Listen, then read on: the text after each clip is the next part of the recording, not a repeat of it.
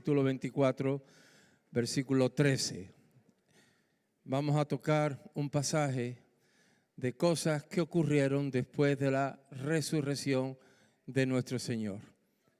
Lucas capítulo 24. Y vamos a leer del 13 al 35. Isabel, ¿quieres venir y leer? Gracias. Así me gasto menos las cuerdas vocales.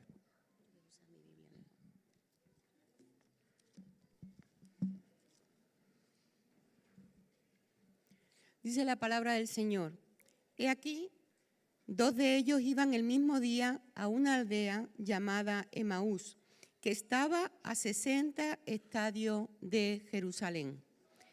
E iban hablando entre sí de todas aquellas cosas que habían acontecido.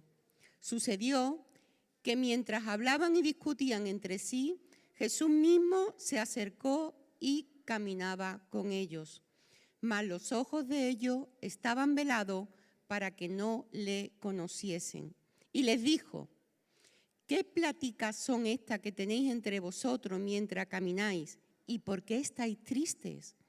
Respondiendo uno de ellos, que se llamaba Cleofás, le dijo: ¿Eres tú el único forastero en Jerusalén que no has sabido las cosas que en ella han acontecido en estos días? Entonces él le dijo: ¿Qué cosas? Y ellos le dijeron: de Jesús Nazareno, que fue varón profeta, poderoso en obra y en palabra delante de Dios y de todo el pueblo, y cómo le entregaron los principales sacerdotes y nuestros gobernantes a sentencia de muerte y le crucificaron. Pero nosotros esperábamos que Él era el que había de redimir a Israel. Y ahora, además de todo esto, hoy es ya el tercer día que esto ha acontecido.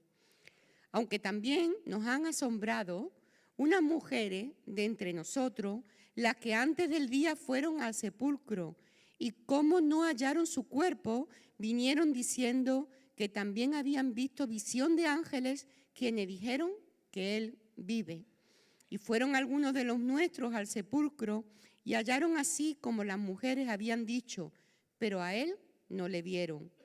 Entonces Él les dijo: oh insensatos y tardos de corazón para creer todo lo que los profetas han dicho.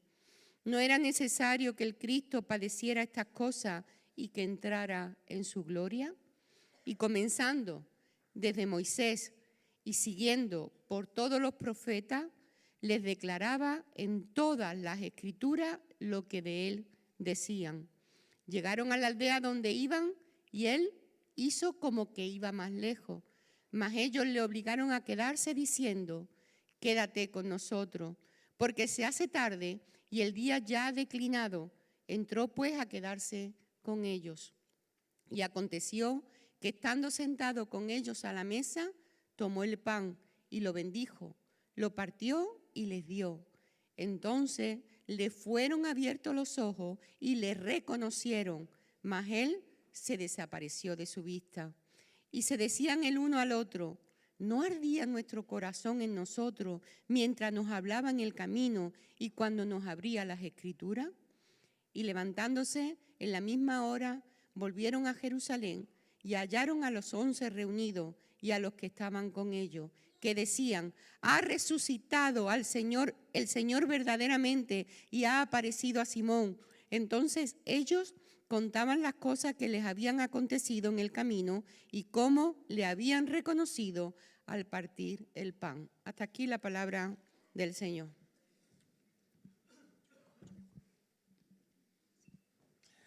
Aleluya.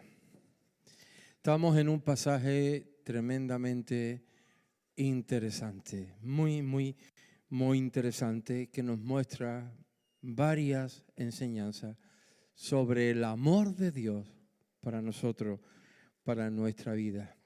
Es un encuentro entre dos discípulos abatidos, confundidos, dos discípulos que estaban un poco, que no sabían dónde se encontraban, estaban despistados. Y estos dos discípulos tienen un encuentro con Jesús resucitado. El encuentro se hace de camino a una pequeña aldea llamada Emaús, que está aproximadamente a unos 11 kilómetros de Jerusalén. Entonces estamos hablando con las calles de aquel entonces, las carreteras de aquel entonces, los caminos que no eran como los de ahora, alrededor de 3 horas. Eran 3 horas de camino. Y en ese caminar se encuentran con el Señor. Por curiosidad me puse a investigar qué significa Emaús, por curiosidad. No tiene que significar nada a nivel teológico, pero digo, bueno, yo quiero saber qué significa Emaús. Y me llevé una sorpresa, y es que significa primavera templada. Primavera templada. Así que de Jerusalén iban hacia la primavera templada, pero ellos estaban en un día muy tormentoso, porque estaban muy confundidos, estaban completamente liados. Y eso me hizo que pensar, en la vida tenemos momentos de primavera templada y tenemos momentos de días tormentosos, lluviosos, auténticos caos emocional y de otros muchos tipos, porque la vida es así. La gente dice que la vida es corta, es verdad, la vida es corta. Y es verdad, ayer estuve en el velatorio de un tío mío, se ha muerto con 92 años, pero ¿qué es eso en comparación con la eternidad? Aunque vivas 90 y tantos años, la vida es corta. Pero que sea corta, eso no quiere decir que no sea ancha. Es corta, pero es ancha. En la vida pasa de todo. Pasan momentos duros, momentos difíciles, se te ofertan situaciones de todo tipo. Hay momentos de gloria, momentos de humillación, momentos de llanto, momentos donde los cristianos no nos suicidamos, pero le decimos, Señor, llévame, ¿verdad? ¿O no nos pasa eso? Señor, llévame ya, yo no quiero estar. No, suicidarnos no, que es pecado y que Dios no quiere, pero Señor, escúchame. Pero lo que pasa es que yo he descubierto algo, esa oración Dios no la contesta nunca. Si no, hace tiempo que yo no estaría aquí. Esa oración Dios no la contesta. Entonces, lo importante es que sepamos que aunque en esta vida nos pasen muchas cosas y que estemos caminando por situaciones difíciles, lo importante es que sepamos que Dios está con nosotros.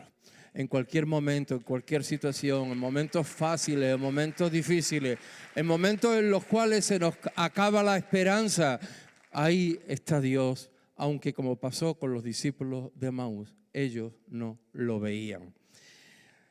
Y es interesante porque hablaban entre sí, dice la Biblia.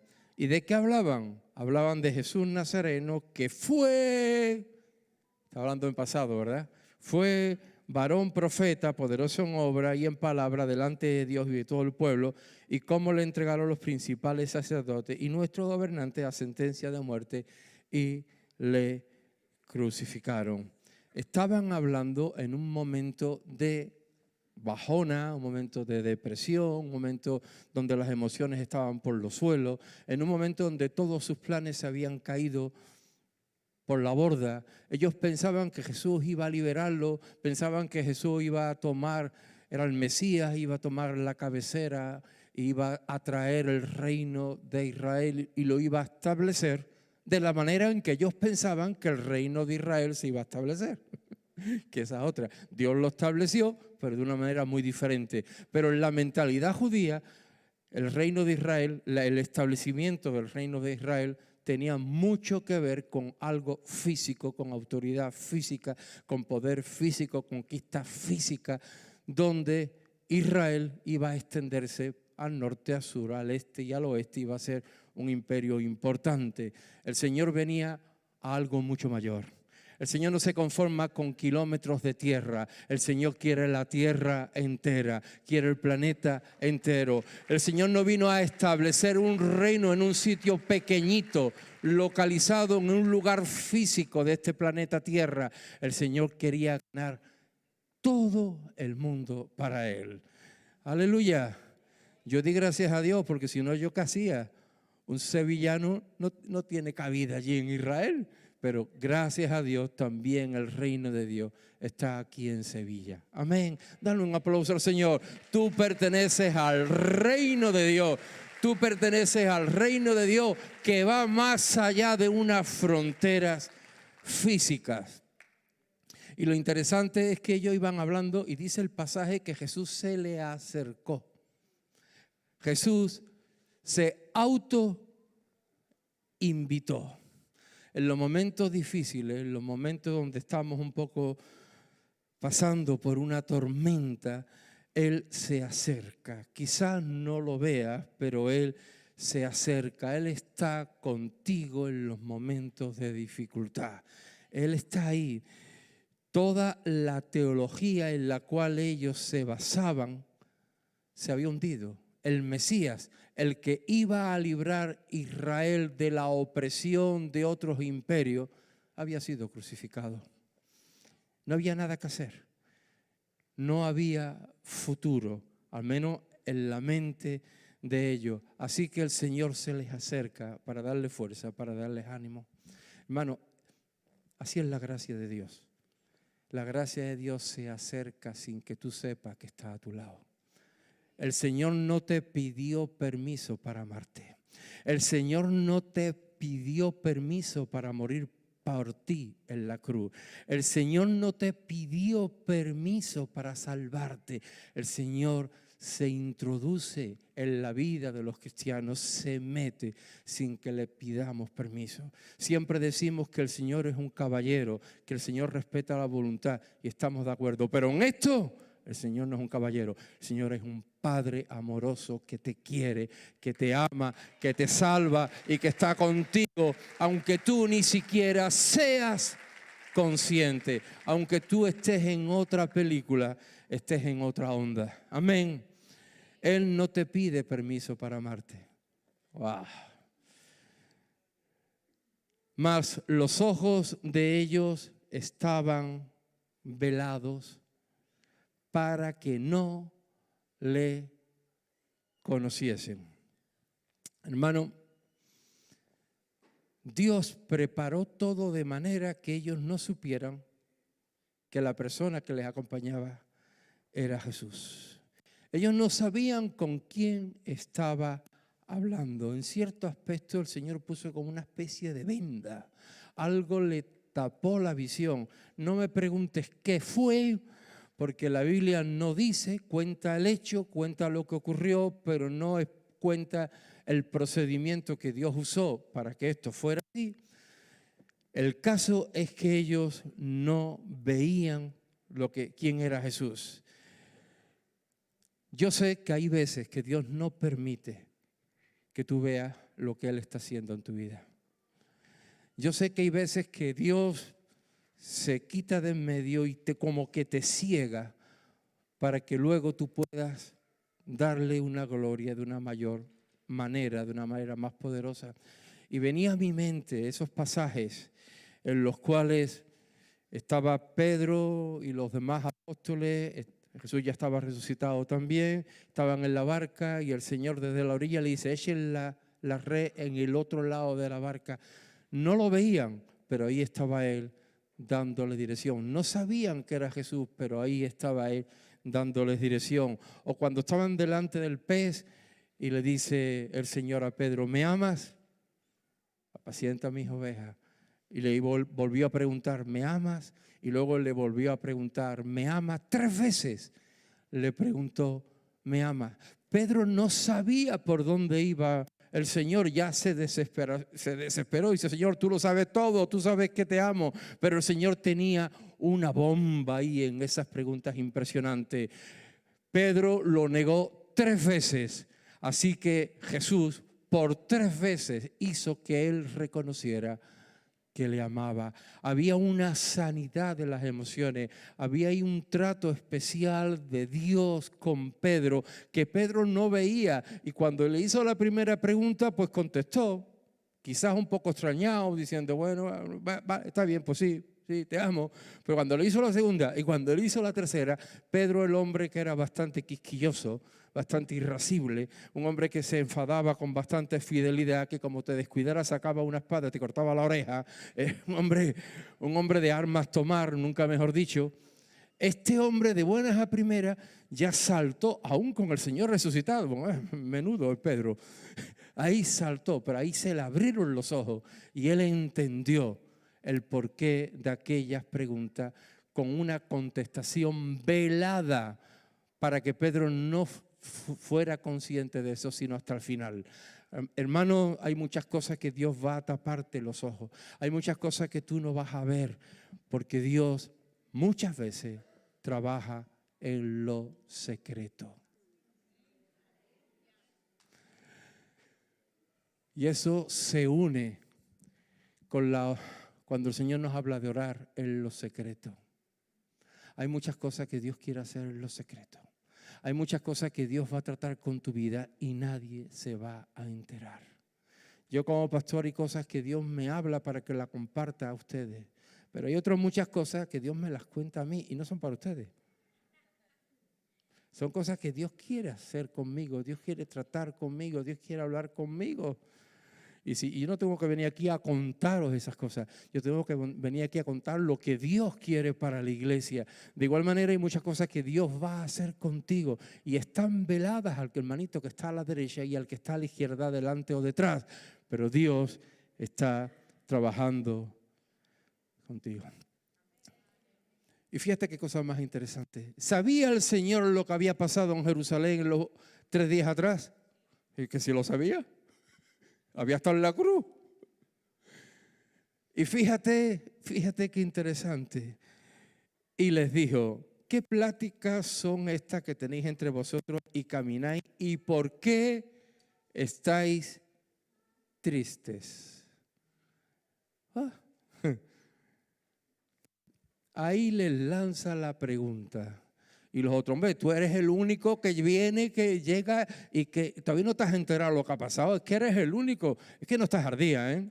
Es que tú estás, vamos, ¿dónde vives tú? ¿Dónde estás? Y entonces empiezan a contarle aquello. ¿El Señor lo sabía? Claro que sí, lo sabía. El Señor necesitaba que los apóstoles, bueno, que estos dos que iban estos discípulos que iban a Emaús, se lo contaran. No necesitaba que se lo contaran, pero los discípulos tenían que verbalizar todo. El Señor quería que ellos hablaran, que ellos contaran, que ellos volcaran su corazón, que sus emociones salieran por su boca, que salieran fuera, porque el Señor quería ver, una vez que estaban ahí todas las emociones, todas las dudas, todas las situaciones, el Señor quería darle un mensaje, pero antes necesitaba que ellos lo soltaran. Y es interesante porque, fíjate, contando lo que ocurría, fíjate cómo describen a Jesús. Versículo 19. De Jesús Nazareno, que fue varón profeta, poderoso en obra, poderoso en palabra, poderoso en obra y en palabra delante de Dios y de todo el pueblo. Entonces les dijo, ¿qué cosas son estas? De Jesús Nazareno, que fue varón profeta, poderoso en obra y en palabra, delante de Dios y de todo el pueblo. El Señor era profeta, era enviado por Dios. Amén. La palabra profeta no solamente tiene la connotación de alguien que dice lo que va a pasar en el futuro, que también la palabra profeta en hebreo tiene la connotación de alguien que es enviado por Dios. Poderoso en obra, el Señor hacía obras poderosas, poderoso en palabra. Tus palabras son espíritu y son vida. Amén. ¿A quién iremos si tú tienes palabra de vida eterna? Dijo también el apóstol Pedro. Poderoso en obra y en palabra, delante de Dios, con el reconocimiento de Dios, el apoyo de Dios y el asombro de los hombres. Ese era un testimonio de un resumen del ministerio de nuestro Señor Jesús. Versículo 21 dice, al cual esperábamos. Pero nosotros esperábamos superfuturo, ¿sabes? Que Él era el que había pasado, he dicho futuro, no, pasado. el que había de redimir a Israel. Y ahora, además de todo esto, hoy es ya el tercer día que esto ha acontecido. Esperábamos. Todo se acabó. El plan que teníamos, las esperanzas que teníamos, se han diluido. No hay nada que hacer. Punto final, se acabó. Esto fue una aventura bonita mientras duró. Se acabó, ya no hay nada que hacer. Lo esperábamos, pero ahí quedó.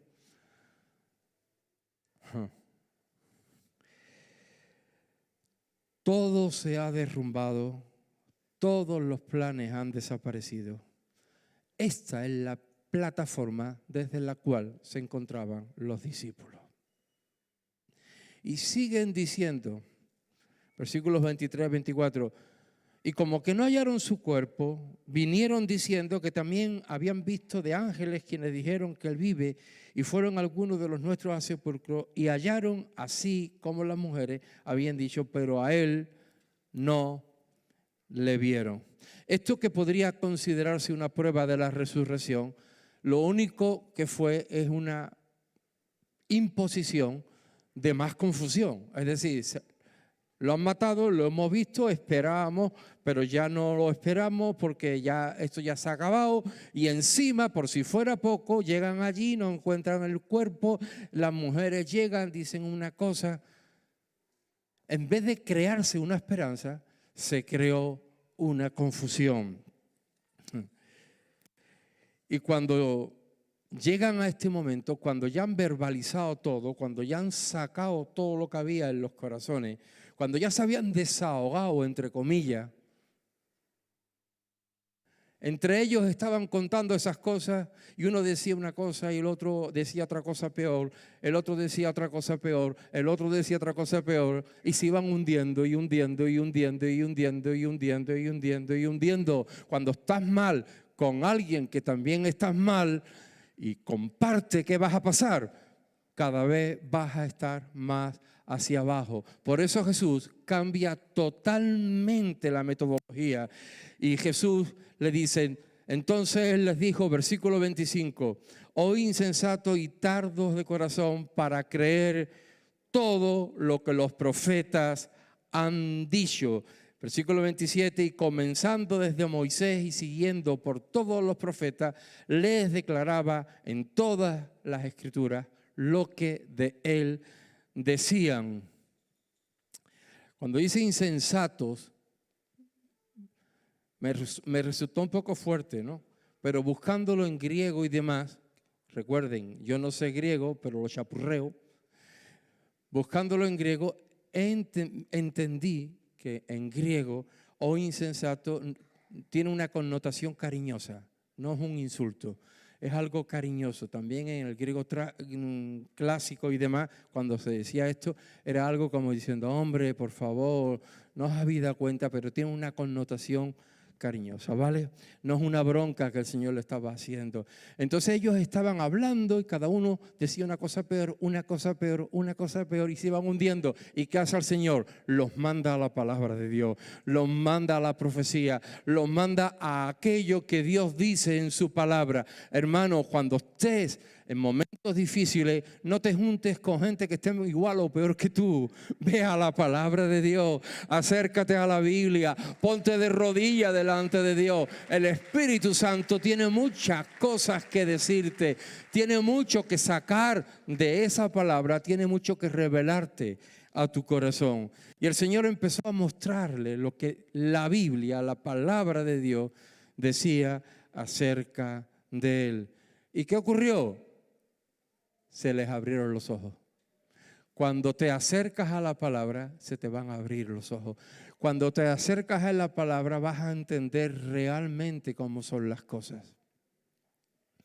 Dicen, el pasaje dice que fue exactamente el momento concreto, fue cuando rompieron el pan. Cuando Jesús rompe el pan, entonces parece que la forma de romper el pan Pues bueno, pues se les encendieron las bombillitas y entendieron. Fue el clic que el Señor utilizó para que se le abrieran los ojos. ¿Podría haber sido otra cosa? Podría haber sido otra cosa. Ahí la teología católica dice, lo une con la Santa Cena, con que el cuerpo de Cristo es el pan. Ya ellos sacan sus conclusiones y demás. No sé con qué habilidad pueden sacar esas conclusiones, porque hay que tener mucha habilidad. No tiene nada que ver, no tiene nada que ver. Una cosa es parta el pan y otra cosa es que el pan sea el cuerpo de Cristo. Es que son cosas bien distintas. Entonces, cuando partió el pan, en ese momento algo se abrió en el corazón, en el espíritu, incluso en los ojos, hasta el punto que Jesús dijo, vale, ya he hecho mi tarea, desaparezco. Y se le desapareció allí en medio. Aleluya. La palabra de Dios quita vendas a los ojos velados. La palabra de Dios quita vendas. Cuando te metes en la palabra vas a entender muchas cosas. Cosas que antes no entendías. Yo me acuerdo cuando me convertí y leía la Biblia. Bueno, antes de convertirme yo leía la Biblia. Antes de convertirme leía la Biblia. Era un libro raro, extraño, que yo a veces leía, no me enteraba de nada. Me acuerdo que en aquel entonces era obligatorio las clases de religión. Y yo tengo ya 64 años, aunque no lo parezco. Parezco más, pero no. En aquel entonces eran obligatorias las clases de religión y la nota de religión era igual que la de matemáticas, no creas tú, que yo era bien serio. Entonces leían la parábola del sembrador, la parábola de no sé cuánto, cuando Jesús nació, cuando Jesús fue crucificado. Y yo la leía y demás, o me la contaban, en fin, no me decía nada. Eran cosas que yo escuchaba, me parecían interesantes, pero no me aportaba nada, no me decía nada. En casa de mis padres pues había Biblias y yo las leía y leía un poquito y al poco tiempo cerraba y me iba a leer Julio Verne o al cómic de turno y demás, porque eso sí que me daba más cosillas, y la veía aburrida. De pronto me convierto y yo no quiero ya ni a Julio Verne, ni Salgarí, ni el cómic del Capitán Trueno, del Jabato, ni nada de eso. Algunos me están mirando con una cara y dicen, ¿quién era ese? Bueno, era un cómic que había en mis tiempos. Se acabó, yo ya dejo todo eso y encuentro que abro la Biblia y ya no son letras aburridas, es una palabra de poder que cambia vida y empiezo a meterme en ella, Dios empieza a hablarme y bueno, hermanos, cuando una de las señales, una de las pruebas de que tú estás convertido es el amor a la palabra de Dios. Una de las pruebas de que Jesús está en tu corazón es porque lees la Biblia y la Biblia te impacta, la Biblia te pega, la Biblia te habla, la Biblia te cambia y tú quieres obedecer y quieres hacer lo que Jesús dice y empiezas a ver cosas que de verdad son cambios potentes en tu vida. 2 convertidas en la iglesia, no 3, por ahí he escuchado otro, o hay más. Amén, amén. Aleluya. Cuando te metes en la palabra de Dios, cuando estás convertido y te metes en la palabra de Dios, todo cambia. Y dice, no ardía vuestro corazón en nosotros mientras nos hablaba en el camino y cuando nos abría las Escrituras. La palabra de Dios hace que nuestro corazón arda. ¿O no te pasa? Incluso pasajes que has leído 40 veces y de pronto lo vuelves a leer en la 41 y tú dices, anda, esto estaba aquí, pero qué cosa, esto me vale para esto, para esto y para esto y para esto y para esto. Aún hoy en día Dios sigue hablándome por la palabra de Dios como si no la hubiese leído nunca. La palabra de Dios tiene poder. La palabra de Dios cambia vida. Jesús los confrontó con la palabra de Dios. Tú tienes que ser confrontado todos los días con la palabra de Dios. Cada día es importante. No el día de resurrección, hoy que celebramos el domingo de resurrección, no, sino cada día que tú te metas en la palabra de Dios. Dios te va a hablar, tu vida va a cambiar. los velos van a caerse. Tradiciones de toda la vida, que tú las has hecho toda la vida en tu casa porque siempre pensabas que las cosas eran así, que tenían que hacerse de esa manera, de pronto te vas a dar cuenta de que estaban mal hechas, las vas a dejar y te vas a acercar directamente y vas a obedecer lo que Dios dice en su palabra. Y vas a ver los resultados y el Espíritu Santo va a caer sobre ti. Aleluya. Padre, te damos gracias. ¿Puede venir el grupo de alabanza? Te damos gracias por tu palabra. Gracias por los eventos que ocurrieron después de tu resurrección. Gracias por el derramamiento de tu Santo Espíritu en nuestras vidas. Gracias porque sin tu resurrección no hubiese podido descender con poder en plenitud tu Santo Espíritu. Gracias, Señor. Gracias porque ahora podemos acercarnos a ti. Gracias porque ahora nuestros ojos, las vendas de nuestros ojos se van cayendo conforme nos acercamos a ti, a tu palabra, a tu revelación. Gracias, Señor. Gracias, Señor. Dale gracias ahí donde estás. Dale gracias. En este mundo tan convulso y que cada día parece que se pone peor. En este mundo de tantas historias, de tantas situaciones, donde se organiza una agenda, una guerra simplemente por el capricho de un hombre de tener unos metros de terreno más, donde por el egoísmo humano se despiden a gente de las empresas, de las fábricas, para que alguien que tenga millones gane 1 millón más.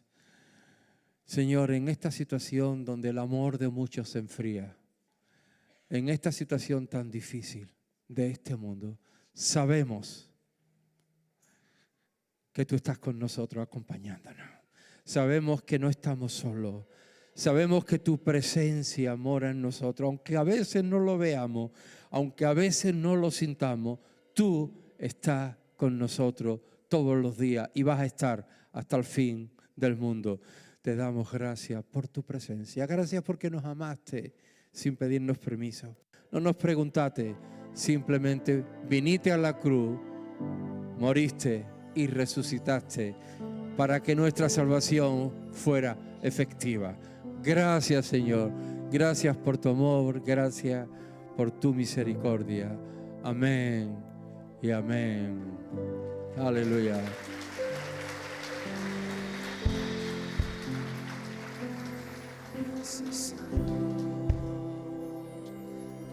Que hiciste, seguirás haciendo.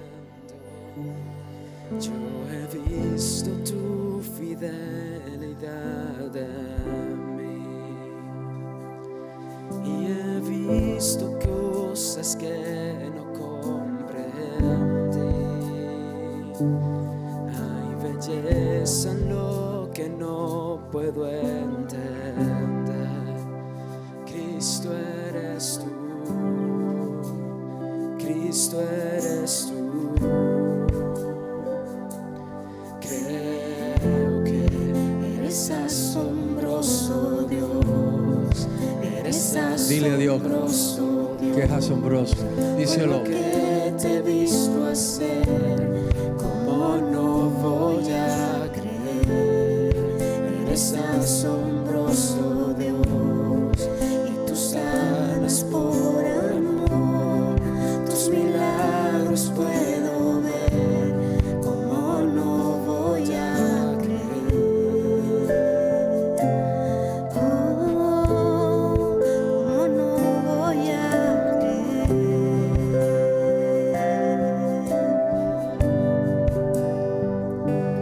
Con mis manos yo no puedo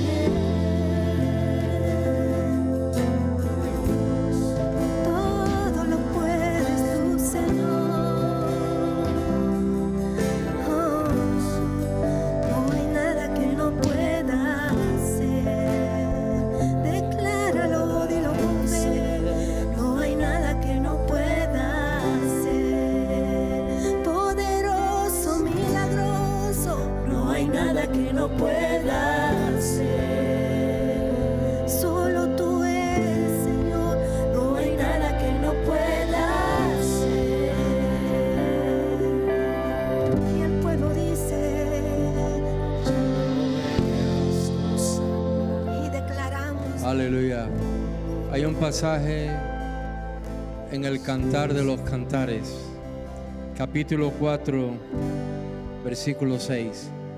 Cantar de los Cantares es la historia de un esposo y de una esposa, pero también tiene un apunte, un significado teológico de Jesús y la iglesia. Amén. Vamos a verlo desde esta perspectiva. Dice la esposa: abrí yo a mi amado, pero mi amado se había ido. Había pasado. Y tras su hablar salió mi alma. Lo busqué y no lo hallé.